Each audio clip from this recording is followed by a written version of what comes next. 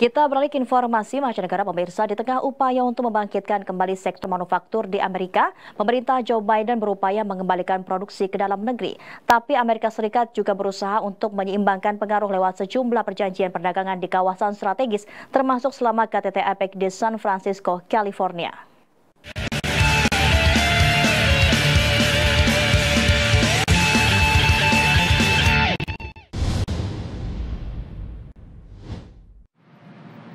Di pabrik semikonduktor di Arizona, Ohio, dan New York, panel surya di Georgia, hingga pembuat kincir angin di Colorado, mesin-mesin pabrik di Amerika kembali bekerja. Well, we are in what we call a manufacturing supercycle. Industrial real estate investment is up by 30% this year.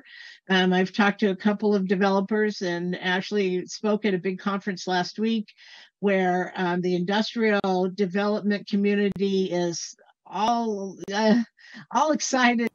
Menurut pengamat, formula keberhasilan ini adalah miliaran dolar insentif yang dikucurkan pemerintah Presiden Joe Biden, serta tarif dan pembatasan perdagangan yang diberlakukan pemerintah Presiden sebelumnya, Donald Trump. We have to recognize that the Trump administration passed a new NAFTA that incentivized more production in the United States, and they imposed tariffs on China that disincentivized imports of auto parts and autos from China. Tak sedikit kebijakan pemerintahan Donald Trump yang dipertahankan Biden, termasuk larangan ekspor teknologi AS ke perusahaan Tiongkok seperti Huawei.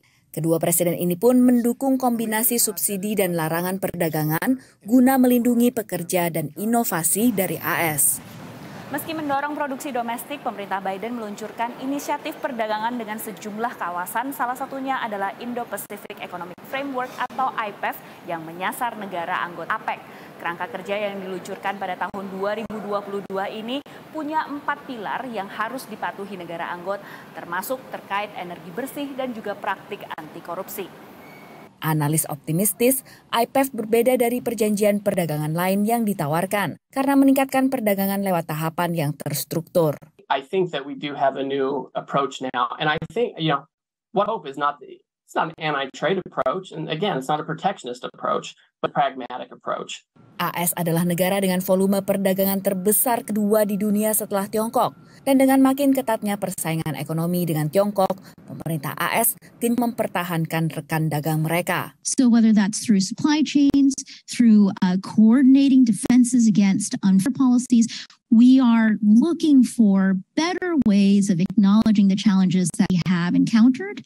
Upaya ini yang juga akan dilakukan AS se-KTT APEC yang berlangsung di San Francisco, California, di mana 21 anggota ekonomi Asia Pasifik termasuk Tiongkok untuk membahas perjanjian perdagangan bebas dalam berbagai bidang.